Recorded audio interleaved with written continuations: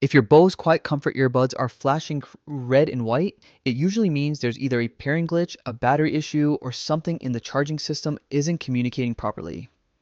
The good news is that this problem is usually easy to fix. Start by opening the Bluetooth settings on your phone, tablet, or laptop and removing the Bose QC earbuds from the list of paired devices. Clearing the old connection helps the earbuds start fresh and often resolves the blinking lights immediately.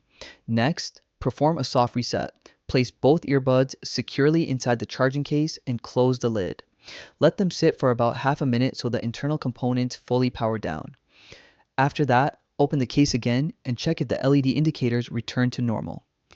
If they continue flashing red and white, move on to a deeper fix. For the factory reset, keep the earbuds inside the charging case with the lid open. Locate the Bluetooth button on the case and press and hold it for about 30 seconds.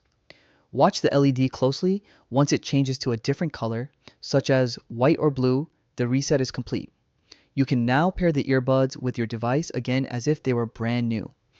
If you've tried all these steps and the earbuds still flash red and white, the charging case or the earbuds themselves may have a hardware issue.